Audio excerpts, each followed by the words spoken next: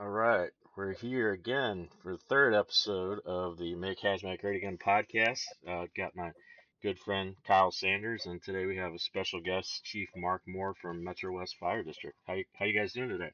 Good. How Good. are you? Good, good, awesome.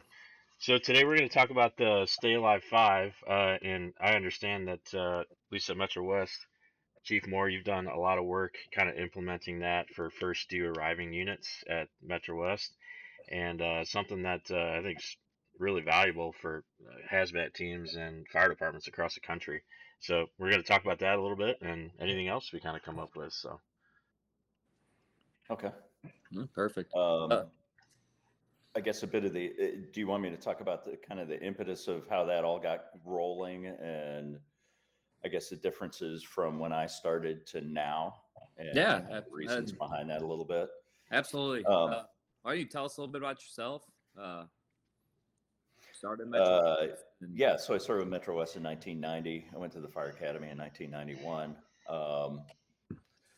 And when I went to the Fire Academy, they didn't really include it. The little bit of hazmat we got was binoculars, uphill, upwind, call for the hazmat team, and wait. Even if there's people rolling around in some kind of evil, nasty thing or a carload of kids, you just sit there, you just watch it happen. And I felt over time that that was not an acceptable way to respond to that type of an incident.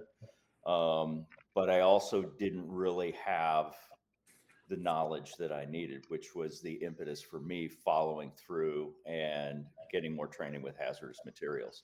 It's really so I don't look silly on a call in a way, but it's also to make sure that we're responding in a way that the public expects, that our community expects, so that we're providing them with the services that they expect. And also the whole Stay Alive 5, the whole initial response, the POM that we have is kind of based on the risk a lot to save a lot, risk little to save little, and goes into victim rescue. And that's really our priority as the initial responding agency, as opposed to Creve Corps and the whole special operations when you get the full hazmat team. That's more for cleanup and managing a big incident.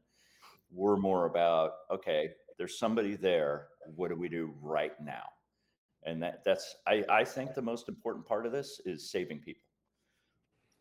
Yeah, I agree with you. I think the whole starting out at the academy level, that's what the first thing I was thinking when I went through is like, oh, we'll send a cop down there and watch the cop through the binoculars and yeah, see if how he does as your canary. You're right. Yeah, I think it's just such a like that nobody wants to touch that topic type of deal, and especially even like working at the academy, we have one of the chiefs from the St. Louis area comes in and does that. But like you talk to the recruits, and they're like, "Oh, it's hazmat week's coming up. This is going to be miserable." And you try to talk them up. It's like, well, it's the book work you have to go through, but when you start doing all the fun stuff, it's pretty cool. And I know we've talked before. Like I've had that on some of the recent call outs that we've been going to in our area. Like the guys riding backstep or like, how'd you get me into this? Like, I can't believe we got to go do this hazmat. And then we get there. It's like, oh, we're putting on suits and going down range and doing cool stuff. Like, this is going to be pretty awesome. This is what we need to do. So I think that's kind of where it's at. And I know at Metro West, Chief Moore has really kind of been building our program a lot over the last few years, and working together with him has been pretty good. And you're starting to see a good following with it too. I mean, we were getting some guys coming out of the woodwork of wanting to be involved, wanting to take classes, and kind of building on this. And Chief Moore has a special way of asking people to do stuff that usually works out pretty well too. So, but Chief, a little bit with the POM. I know you've been doing a lot of updates with that. You're really driving in for victim rescue, first in decision making. If you don't mind, like talking a little bit about that, like where that started to where it is now, and a lot of stuff that we put into it. I know me and you have had a lot of conversations over the last few years about building this thing and looking district wide at all the resources and what comes through our district. It's a big part of all that too. Yeah. And actually, I want to comment on something you said. It's funny, the more training that we provided, and I have to give you credit for that, Kyle, because you really put together a lot of the training for this, and you as well, Nick. The more training we've had about this, the more interested people have become. They're starting to feel like, oh, this isn't some like crazy voodoo stuff that I'm scared of because nobody really knows what to do with it. It's actually like I'm learning some things, and if I simplify it while at the same time gaining knowledge, I feel like I can respond to one of these incidents. But as far as developing the POM, that kind of ties in with that as well. And it ties into what I said before. We needed a POM, we needed a standard operating procedure to follow, so that everyone's on the same page. And then we needed training that follows up with that. So again, a lot of this putting it together was to um, yeah, just that, get everyone on the same page. And by going through it and developing it, I increased my knowledge base and my comfort with the subject matter as well. A hazardous material incident is so rare.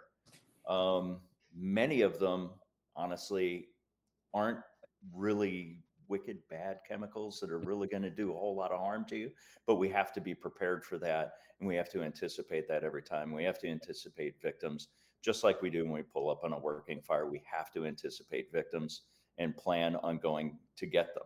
So the POM is, how do we do that? And it's kind of some basic initial things that you have to do, and that ties into the Stay Alive 5 and that whole kit to keep guys safe as they're moving forward, and whether they run into the red lights and stuff that would cause them to turn around, or they find out they're going into a chemical that if anyone's in there, they're already dead. And now you're risking a lot to save little, and we don't do that. Hmm. Yeah.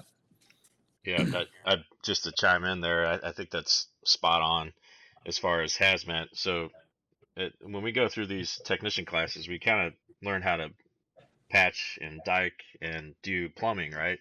But when it comes to rescue, at least when I went through, everybody was kind of like, like I'm Right. not real sure because like nobody really had any expertise in that. But and you're spot on, Chief Moore. Like the whole reason why we're here is to save life, first and foremost, in property, and then incident stabilization. Obviously, but um, how do we do that? So nobody really knows. So kudos to you and Metro West for really taking the lead on that and implementation. I think it's huge. Yeah. We had some good conversations back, and Chief Sears that was on here the last podcast that we talked about other incidences. Um, we've had conversations with our guys that was kind of eye opening to like just the normal everyday company officers, everyday firefighters. Like as we started building this POM out, that was, you run this vehicle accident and you come across all this stuff and you have people trapped. What are you going to do? And it's you still get a lot of that. Well, we're going to wait for the hazmat teams. Like, you really don't have that option. And I think it's just one of those things. It's like we said earlier, nobody wants to touch the hazmat, so everybody kind of avoids it until you get thrown in that situation where you can't avoid it, and it's like, oh, we have to make some decisions, and you're trying to look back there. So that's our biggest stuff. I know me and Chief Moore, we talk about this all day long at work, a lot of days, just trying to figure that out, get our people more comfortable with it. And I think that's a lot of it goes into that POM, like he said, to build that thing out. So we kind of give those guidelines and hopefully, and all the tools, and we can get into that in a few minutes of, we've got the Stay Alive 5 and trying to teach everybody on our crews. Like if you run up on this call, you have the tools and equipment now that you can make these educated decisions. Yeah, I think too that by making some analogies to how we respond to this, similar to how we respond to a structure fire, because while we don't do a lot of that, we all seem to be pretty much on the same page and managing those the same. And if you're going to a structure fire, and at some point on the way there, um, dispatch tells you that, oh, you have possible victims, you have a victim or two, it's pretty common to go ahead and upgrade, add an additional alarm to what you already have as part of your response force. And we're going to do the same thing with a hazmat call. On the way to the hazmat call, it may start as a hazmat minor, a drum fell off the back of a truck. It's on a side street, or maybe it's in a parking lot next to some type of facility. And then on the way there, they say, oh, there's two people down in it. Well, immediately you turn that into a hazmat major. And that's going to get you, at least with Metro West, that's going to get you the equivalent of first alarm response.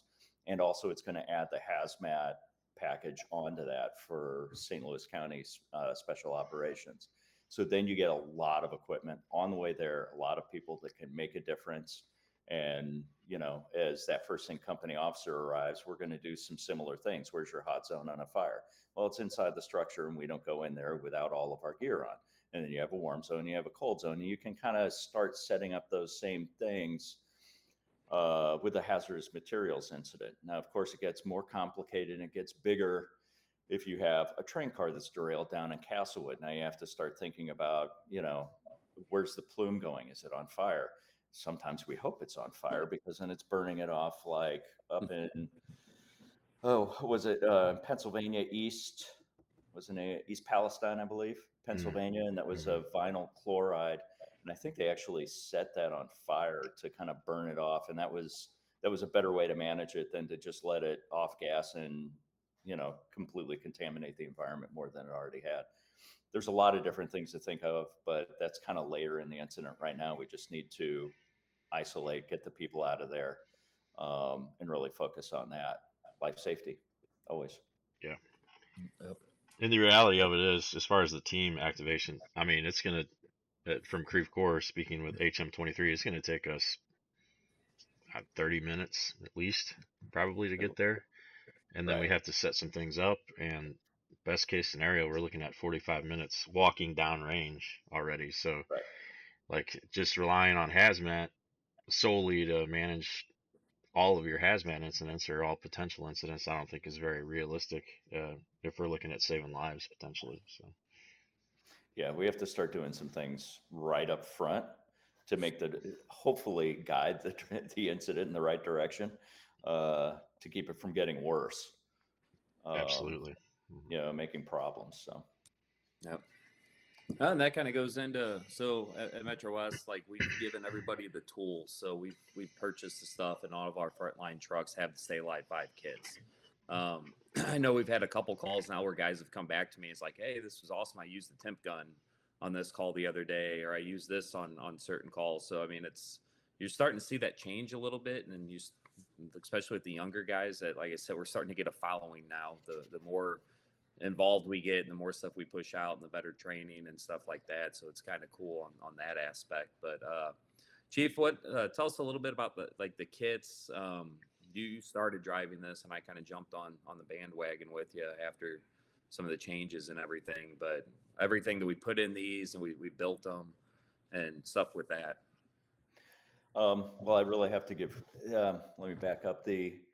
Some of my best ideas are stolen. In fact, I'd say pretty much all my really good ideas are stolen from somebody else. So to give credit where credit's due, Chris Aguirre, retired lieutenant with Miami-Dade Fire Rescue. He's one started with the whole Stay Alive 5. He's the one who developed the Hazmat IQ, which is a program that we pretty much signed on to at Metro West, and we're trying to get as many people as we can through it. Although something in that class, anyone listening who would be familiar with it, if you treat everything as a red 1, then you have your full kit, you have your full turnout gear and everything to go grab somebody, get them out of something. It kind of simplifies it. And if everyone treats it that way, it's best. But anyways, the Stay Alive 5 are the 5 things you need to start making some decisions on a hazmat incident. I mean, the temp gun that you mentioned, Kyle, is probably the simplest tool. And we use a temp gun instead of a thermal imager because of the accuracy of actually measuring the temperature of a specific container that we're trying to measure. The imager does not do as good or accurate a job as that, especially if you get it like 50 feet or something like that. The temp gun can still get us that information more accurately and quicker than a thermal imager. I'm hoping the next generation of imagers will be more accurate, and then maybe we won't have to have 2 pieces of equipment. That would be fantastic. And then that way you have a piece of equipment that everyone's familiar with. Not that a temp gun's particularly complex, but maybe crews overlooked it and the batteries went dead in it or something like that, while the imager just gets more attention day to day. all the other things. We have we have the multi-gas meter, of course, that we use on all of our CO calls and other strange odor in a building calls, which is, your standard 5-gas detector that we get from Ray Systems. These are fantastic units. They've lasted for years for us, with limited repairs having to be done, and actually, the manufacturer allows a lot of end users to do a lot of the repairs, calibration, replacement of sensors, replacement of pumps. Just follow their directions that come with the book that actually come with the meter. So I really love those. They've been really good for us. I think our oldest ones now are about 10 years, and we're starting to cycle those out just because I'm getting uncomfortable with them being a decade old at this point. Um, so, well, we can expect some new ones to come online here this year and next year. Let's see what else. Well, we have a couple specialty gases, but I won't talk about those. The chlorine and the carbon dioxide. Those aren't. Those are kind of more area specific in the more commercial areas. But we have the papers. One of the things I wasn't happy with when I first took Hazmat IQ was they talked about the papers, the fluorine, the starch, the potassium paper, and they talked about those, but they didn't talk about how to use them. And the more recent class that we took with Chris Aguirre, they really got into the proper use of them. And some you want to put the deionized water on, and then some you want to actually put the hydrochloric acid, if I'm not mistaken, on one of those papers as well to get them to react quickly to a gas. Because that's what we're really worried about is a gas that somebody's going to breathe in, that a patient, or excuse me, a victim, hopefully they become a patient, and that means they're viable, could possibly be breathing in. And we'll have a good idea of whether we can continue going in. I mean, if your F paper starts changing color, then pretty much anybody that's in there, they've been breathing that, they're gone. And then that gets into the risk a lot to save pretty much nothing to do a body recovery. And I don't want to get into doing that, putting our people at that risk. Let's see, what am I forgetting, Kyle? What else is in there? You got Yeah. rad. Rad. Oh yeah, we have the radiation detectors. We have the AccuRad. We actually have one mini Radiac still on our 2-house truck, just because we haven't bought all the replacement AccuRads, which are really good meters. Fenton carries those. I think. Do you guys carry those as well, Nick? Are you using the AccuRads? Yeah, we have two on HM23 at this point. We do still have some of the older ones, the Ultra Radiacs, but we're gonna have to start replacing those soon. So Yeah, ours are actually the older mini Radiacs. I don't really know the difference between the Ultra and the mini, but I just know the minis are older. yeah, Um, but we've been sending those out, and HM Risk, I think. No, it's not HM Risk. It's somebody else that in St. Charles that can calibrate those still, and they're as long as they keep calibrating, they're okay. So we have 2 of those in service, but we're looking to get those out. Luckily, a radiological incident is something that's going to be very, very unlikely in our fire district. Perhaps a little bit more likely with you because you have some interstate, Nick. I think anybody with interstate is going to be at a higher risk to have that type of an incident or a hazmat incident in general, or if you have manufacturing there. Let's see. I think that's one of those too that when we were talking about like making people nervous is that like when you mentioned with the Right. interstate stuff, Nick.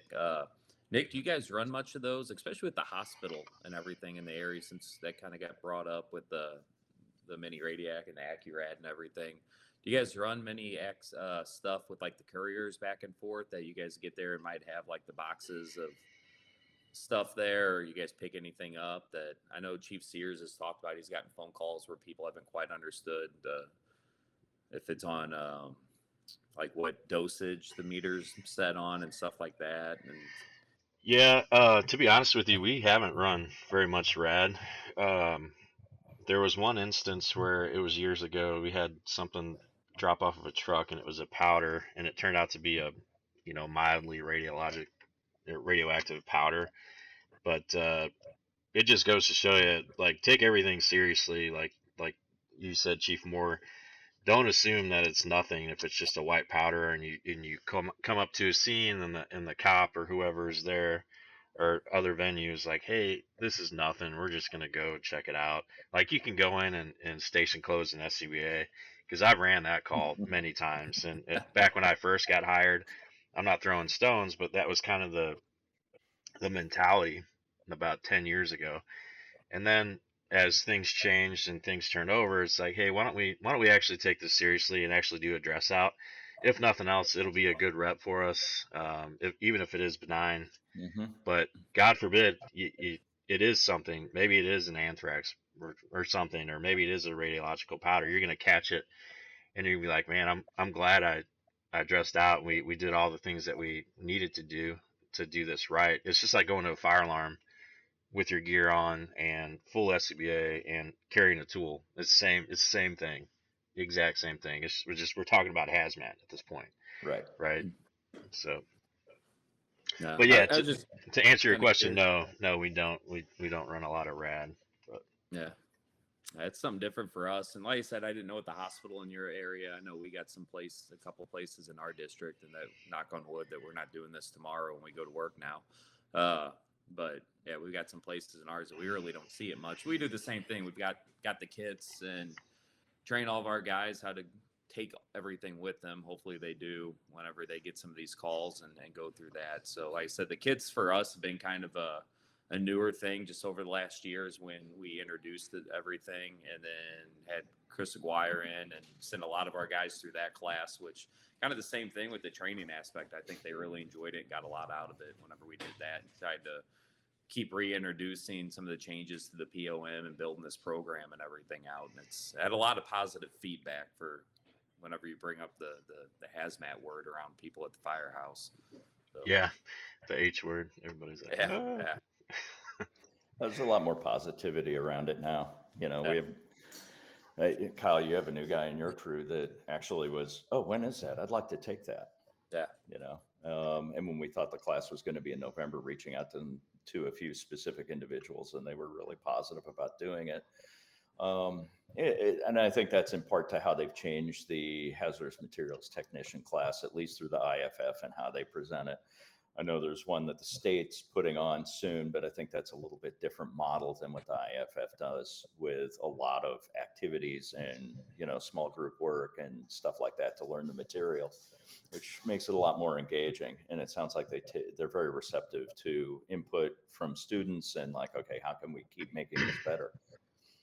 Right. I just want to show you guys a picture that I took. I was driving to Columbia for training, I think, and I like my hazmat spidey senses went off, and I have to show you guys here 1 second.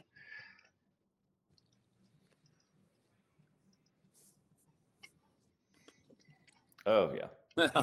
So What the? that's uranium hexafluoride. So you have fluoride and radioactive uranium in one, and it's a gas. Oh my gosh. So it just goes to show you, like, this was on Highway 70. So it just goes to show you that you can pretty much run anything on the highways anymore. Yeah. So. Right. What state were you in? I was in Missouri. Yeah. Oh, okay. Yeah. But I've seen some trailers with some sketchy stuff like that in Kansas. And it just seems like I've noticed more just flatbed trailers behind a pickup truck with a bunch of barrels sitting on them. And I wondered, like, what is that? yeah, how do you get away with that? Yeah. That's impressive there, though. Hmm. Corrosive, poison, radioactive. Yep. But anyway, I'll get back to it here. Oh, that's just like you said, trying to know what goes through your district, and that's something else. Not to steal Chief's thunder here, but like he went and tracked people down and figured out like everything that we have a pretty decent railroad goes through the middle of our district, and tracking those chemicals down and like training. That's something we're going to slowly start pushing out a little bit more of, like what's actually coming through our district, which is pretty interesting. If you touch a little bit, like the work you had to go through to get that was I thought was interesting, tracking all that stuff down. Yeah, it's not too bad. They just have a form through BNSF. Did I say that right? I always mess up the letters there. Railways. They just have a form you fill out. They verify who you are and all that, and then they send you the list of what's been shipped in the last 6 months, I think it is. So I should have kept up with this every 6 months, but I did just recently get another one. My previous one was about 2 years ago. I haven't looked at it in detail, but they look like they're pretty consistent between the two. I went ahead and printed out all the info sheets from Cameo so that we'd have them if we don't have like, wireless communication to be able to look stuff up. Then we'll just have a binder with all the sheets in it. That's smart. That ended up being a lot more than I expected. I mean, it was like this. I was like, oh God. Um, I knew, I think it'd be important to boil this stuff down to maybe a spreadsheet where we have like the info we really need right up front and then have the sheets behind that. But I still have to go through all that stuff. I don't know. Maybe somebody would like a small project to look Nope. Nope. at. Learn my lesson with that. And, so, oh. Well, good deal. Like I said, biggest part was just wanted to jump on and then talk a little bit here, just kind of go through. I know you've put a lot of work into this and just building up our program that in the last few years is really grown a bit, or quite a bit with everything from the evil H word of hazmat to now, like you said, people are jumping on, wanting to take tech classes and just really trying to make it fun and enjoyable and more or less like open people's eyes. I know we all talked early on about like, this is, I think the biggest thing that people are afraid of because they don't know. And then that's a lot of it from like the original like Fire Academy and building everything up. Everybody kind of talked bad, like, oh, we don't do that. We'll wait on the hazmat team. And it just scares people to until you actually are thrown in that situation of like, oh, I really need to make a decision. I need to make a decision now. Um, and just one of those things like building out what you can for your department. To where we started changing from a basic POM to more defined of, hey, this is like Chief Moore said, what we're actually here for: victim rescue and what we can do to make a difference. And this is way before, like Nick, when you said the hazmat team's 30 to 45 minutes away before everybody assembles, especially in St. Louis County with us. Like, we've got the team, but it's not manned all the time. And it's not going to be right there on your coattails, to where some of these decisions need to be made within the first couple minutes. And if you can make this decision, educated choice to get in there and make that difference, that's the biggest thing. And that's kind of what we do with our program that I just wanted to get Chief Moore on, have a little discussion about that, just to spread the word. And if other districts out there, whenever we wind up sharing this, like within the county and our area, like have questions, like it's been a big project. Like, this has been going on for quite a few years now, building this program out. So Well, if you don't mind, I'd like to touch on the victim rescue part of this a little bit, particularly the viable victim rescue, because as we've touched on kind of repeatedly, that's the most important part of what we do. And there's some analogy here also between the hazmat team and our dive rescue team.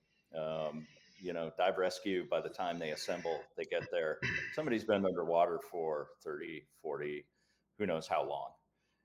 If somebody's actually going to get rescued from underwater, it's going to have to be done by that initial responding agency. And a lot of times that's just not going to be possible, depending on what the body of water is. We're not talking a swimming pool where you can see somebody very clearly and they've only been underwater for a couple minutes. And it's the same thing with the hazmat. That initial responding company needs to be able to make that decision, the initial couple of responding companies, because some of the things we want to do that, again, are analogous with house fires is the 2 in, 2 out. We want to have 2 people that can go rescue the rescuers if need be. And, we're going to supply that through our first in, a couple of companies. If we have that, as I mentioned before, if we do have a report of a victim, then we upgrade immediately to the hazmat major. And we can go in the hot zone. Once we've sealed up our gear as best we can, we grab our Stay Alive 5, all the equipment there.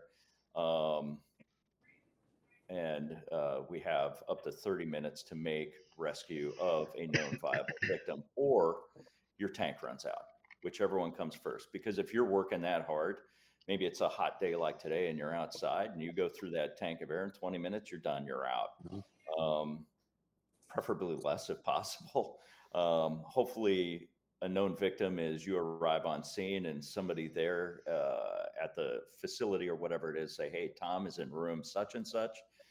He's trapped there," or he, that's where the incident occurred. Can you get him? Yeah, we can make an attempt to do that when you get that for sure.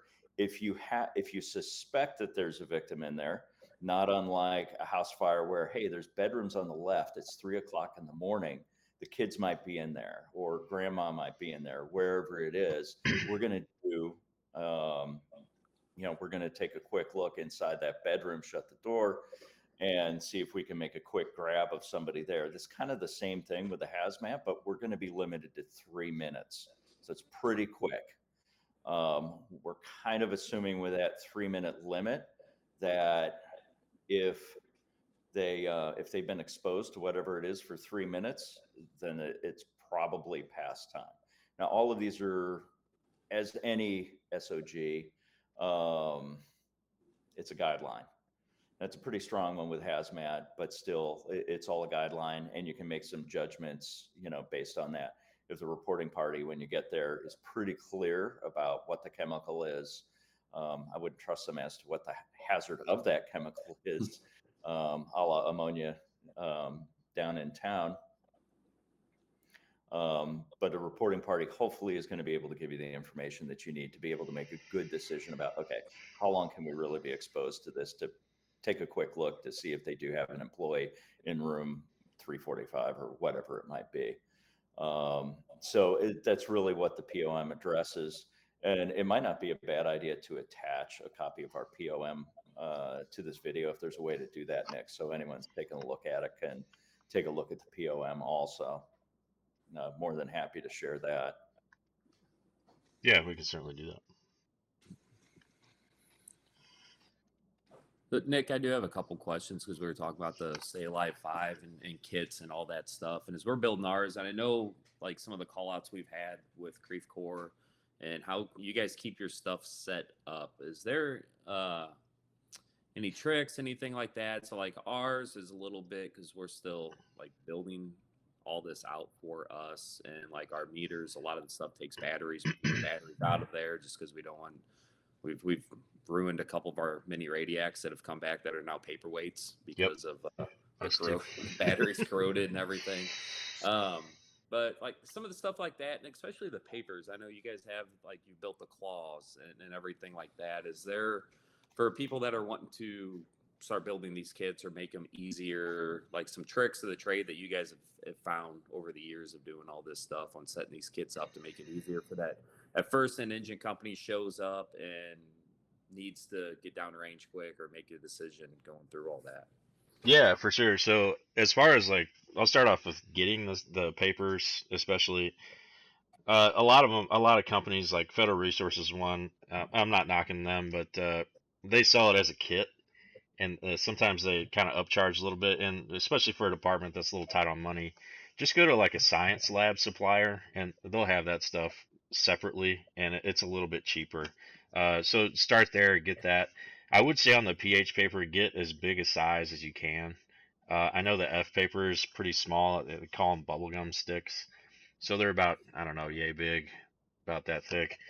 But we've gotten the pH paper to where it comes in long strips, and we usually cut them in half, and we take chem tape and just make a strip of it, put it back on itself, and then that's how we make our claw, is we put the papers kind of coming off of that. So that way I can hold the piece of chem tape and just kind of dip it in the liquid and rotate around, because we do on our claw we have PHF KI paper and then water paper. So if it's just rainwater, if it's like an abandoned barrel situation that's on the side of the road and it's been raining, like, man, I think that's rainwater, so we can test it.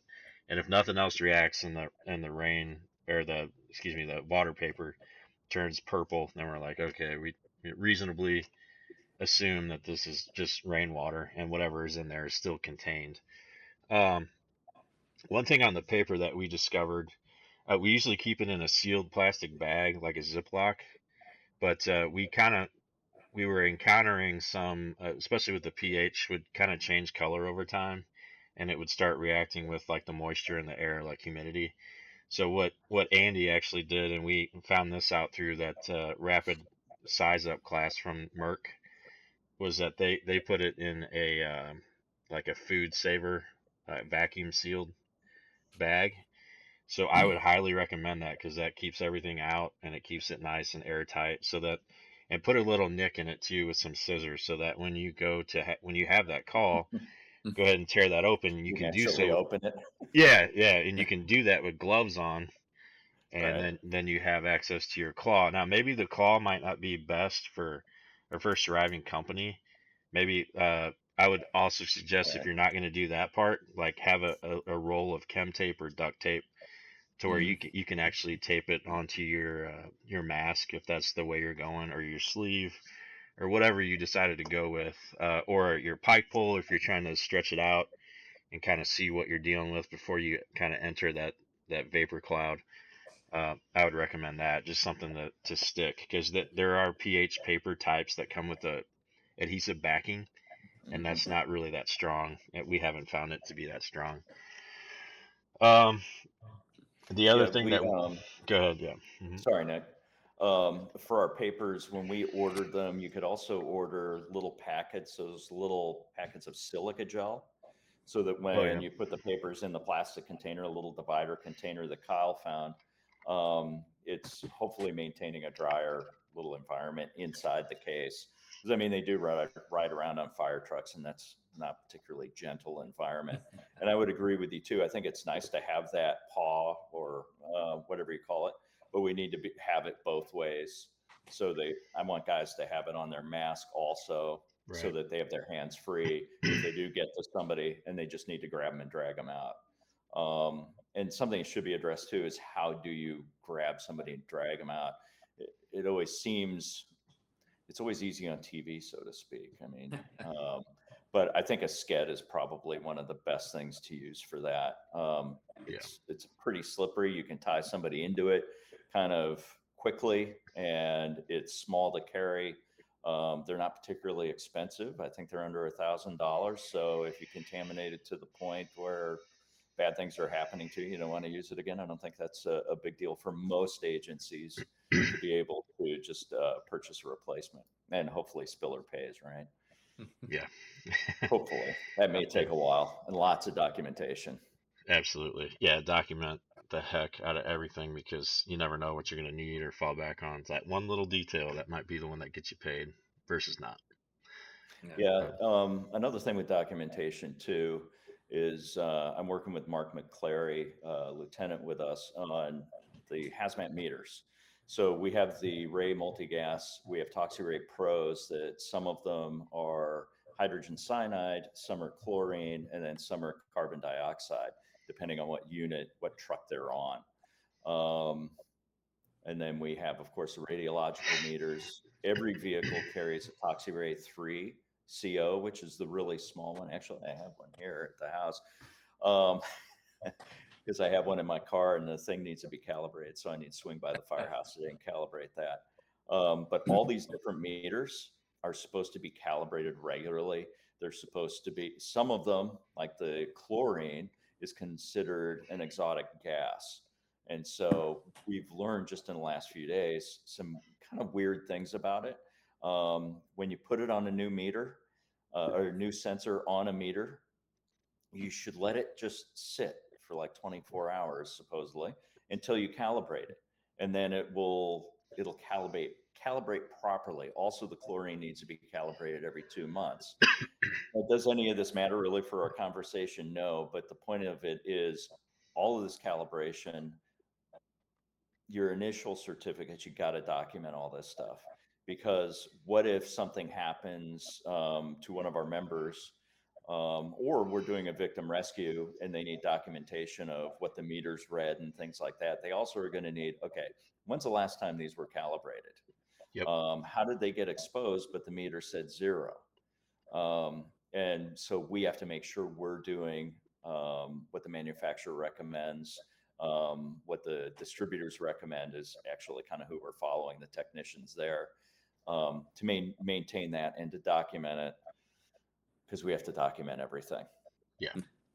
You know, so just to tag on to what you said, documentation, please. Yeah. That's It's a a good. pain. Yeah, that's a good point though, because God forbid something happens. That's something that NIOSH is going to come in and look at. Say, hey, this meter Right. that he had, I need to see all the maintenance records. I need to see all the cal Right. records. I need to see anything that you did to it between now when you got it and now. And Yep. if you don't have that stuff, fairly readily available, that's not a good look. Not at all. Right. But, Mhm. Something else kind of go with documentation stuff that we've started trying to drive home with our guys in training is, in the hazmat team, whenever we make entry, we always stop so often, call out our readings and do all that stuff so command can follow. And trying to drive that home with a lot of our first in company officers. Like if you're going in, even doing a victim rescue, like you need to stop and announce, even if you're the only one there, have that over the air and actually read out like what readings you're getting. And we always have, so we put some cheat sheets in our 5 to Stay Alive kits. I call them for the engineer. It's like that engineer can sit there and listen while you're going down range and hopefully start documenting some of this stuff if you call out what you have. So then when the chiefs or actually commanding officer shows up, or if somebody from Creve Corps or the hazmat team, you can hand all this over like, hey, here's where we started, here's where we are now. I think a good point too, what we talked just the other day, Nick, when we were doing some stuff with chlorine, was talking about like with your papers and your color change. Like early, especially if I'm going down range for first do stuff, or even if I'm in there working, like the actual like just to notify that I've had change and what color it was. Like, don't really worry about the different shades of everything, but like, hey, I've had a positive color change here. My pH paper has turned to this. This is what I need. And let command kind of figure that out. Or if you're that first thing company going in, you're making that rescue, have that company officer radioing this over the air back to, and then like even people coming in can hear this and understand what's going on. Dispatch hopefully is recording it, they're putting for us, going to put absolutely. that in the CAD notes, so when the big hazmat guys show up, they can go back and research all this. So I think that's a great for documentation too, and that's something, like I said, that we're trying with training, is to get a lot of our guys to realize like you can't just run into this incident. Like you need to take your time. Like, yeah, you have a victim to rescue, and I made that decision. I'm making this grab, but you still need to pay attention to this stuff and look for your stop signs and stuff like that going down the range. So Yeah. And I just want to chime in too, along with calling out your readings, like be detailed, like have practice saying the correct units, because if you just say, hey, I got 51, okay, Right. 51 what? Okay, I got 51 on O2. Okay, 51 what? Do you have 51%? Or do you on Right. CO, do you have 51 parts per million? Like Right. especially on rad, that's extremely important. It's like, oh, I got Yeah. 51. Okay, do you have 51 microrems per hour, or do you have 51 millirems per hour, 51 rems per hour even? That's a huge difference. You need to be very specific. And anytime we train, and I do it with our guys at Creve Corps, but just like I force them to say, okay, you need to, like, that was good, but you need to re-say that with the correct unit. Like, get in the habit of saying the unit, because if you don't say that, I don't really understand what you're seeing. Because I can't see the meter itself. yeah, that's one of my biggest pet peeves. And we just went through that. We were doing some confined space training the other day, and one of our techs went down in the hole, and he's like, I got all zeros on my meter. I'm like, that's stop. We're gonna rework this. Like, I want to know like each one. And so that's also like one of the cheat sheets we put in our trucks for, like I always say, the engineer, because they're usually back there, that he can go down, each box is labeled out, like so he can add and make sure, like, hey, if they tell me I got 29 or 20.9, okay, what, and fill in the boxes where they go and actually have that documented in there, because that is the same thing. And that's one of the hardest things that I found when we do training, is to get our guys to slow down and actually spell everything out what it is. Like, hey, here's my oxygen, here's my LEL, here's all my stuff that I have in this. And I've stopped many guys, same thing like you said, Nick, like, all right, like repeat that, because you got to get that muscle memory in, and realize the importance of what it is. So when Chief Moore shows up and he's trying to see all this, like he can actually see what these readings are. So Right. I always look at that, like that first in company officer, it might not be that big of a deal, but when somebody else shows up that understands that chemical, understand what's going on, like, and they're looking for those minute changes and stuff. And you talk about that Phoenix incident. That was kind of one of those, like, I pushed on a lot of our guys, like, your oxygen drops just a little bit. That's overall picture, like how much you're actually dropping versus what that meter shows. It might not be an alarm yet, but you've got something else going on. So Absolutely. Accurate, clear communication. Yeah. You know, they always say in any organization, communication is what is the most difficult thing. So you really have to make a point of communicating. If you think you're over communicating, you might be communicating effectively. That's a good point. Maybe. Maybe. And if I can use that phrase, I think that ties into what you're saying about training. And it's the old slow is smooth, smooth is fast. Yeah.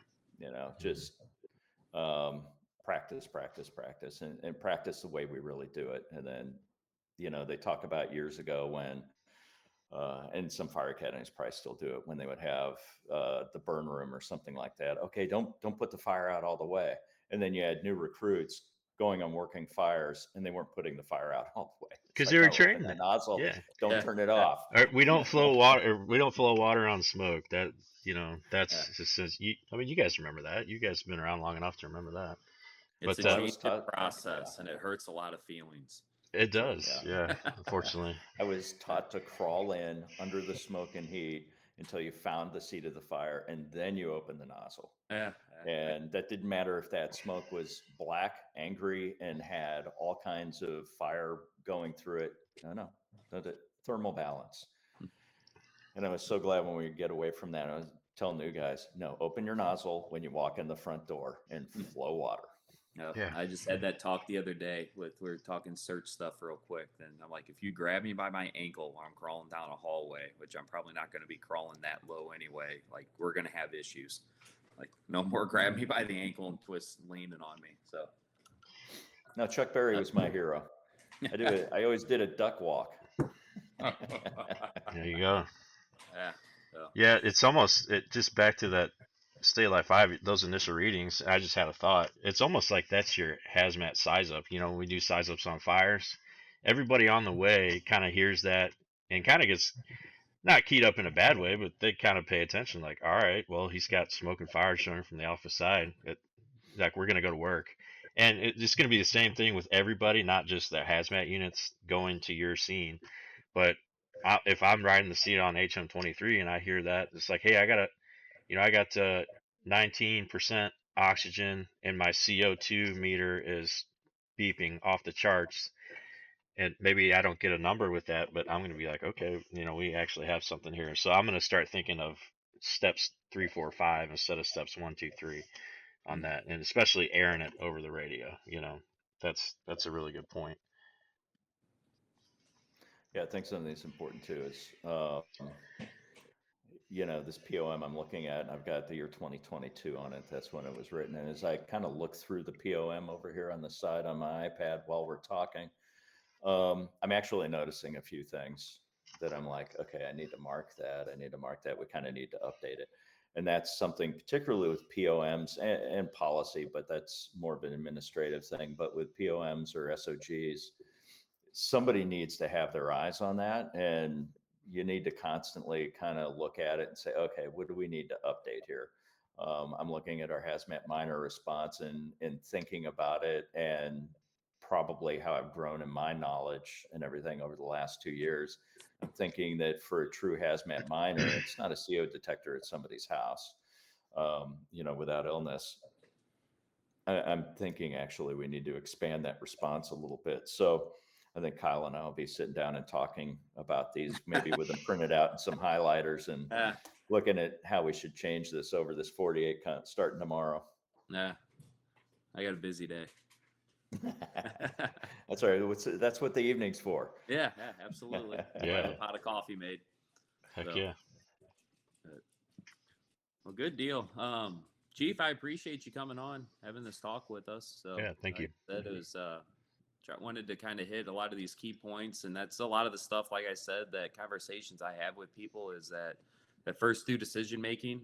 We're getting a lot of guys on the back end wanting to get in, do the suit time and do all the cool stuff with that. But then like I think a lot of it comes into that first thing, engine company, and kind of that officer making that decision on like, hey, what do we have, and making that educated choice, so we're not just sending somebody down into a plume and hoping everything's fine. Like having those papers, understanding what you're taking with you, why you're taking it with you. And I've had a lot of conversations here recently with some other fire chiefs of like really pushing that why. Like I can tell like company officers all the time, like, hey, you're going to do this because I told you to, but now it's like this is why you're taking this with you. So they have that understanding of, hey, if my meter starts doing this, or if I get that color change, this is what it means and why I need to relay that back to command, and why we've made all these changes to our policies and POMs and everything to really make a difference. Because like you said, that's what we're here to do. So. Yeah, the saying is that knowledge is power, and the more we educate people, the more information we give them, then hopefully, if somebody's downrange with something and they see something, they call back to me and they say, "Hey, command, we're kind of noticing this, whatever that is. I believe I think this is turning into a no-go because of this situation." If they have more knowledge, then they can make that suggestion, they can make that decision and say, hey, this isn't happening now. And then you can go, okay, got it. Yeah, turn around, come out. What we don't want are the two things we've done in the past. We don't want somebody running into a cloud of something or into a puddle of something to grab somebody and just drag them out without having any idea of what they're doing, because they may be exposing themselves to something that could have tremendous impact on their life without knowing. And we also don't want people to sit back uphill, upwind with binoculars and wait for the hazmat team to get there while somebody's, dying in a puddle of something either. And the only way we can combat those two bad choices is by educating people. And it's like, okay, the reason I'm sitting up here is because this tanker car is, leaking this, and anybody within it is already gone. And that's why we're staying uphill and waiting for the hazmat team.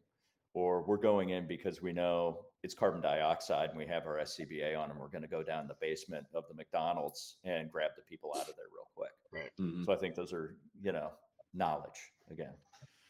Yep. Absolutely. Yep. Well, I appreciate your time. Thank you guys. Yeah. I appreciate being invited on.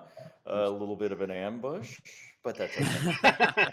I didn't know this was going to be like an official training, but that's good. It gets me to exercise, my brain a little bit in the morning here instead of just going to the gym.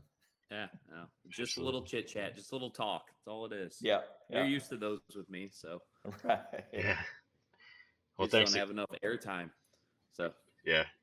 Well, thanks again, you guys. I just want to remind the listeners that there is quizzes. There's a quiz still up on Career Cert on ammonia. If you haven't caught our first and second podcast on ammonia, make sure and check those out so you can get some CEUs for yourself. And also, there's a QR code at the end of this broadcast, and it has the Hazmat Tech quiz where you get technician hours for Hazmat Tech. If you go ahead and take that, that's a Google Doc.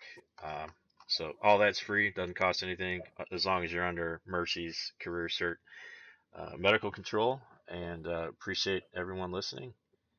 And we'll see you next time. Thank you. Thanks, Kyle. Thanks, Nick. See you tomorrow, Kyle. Yep. See ya.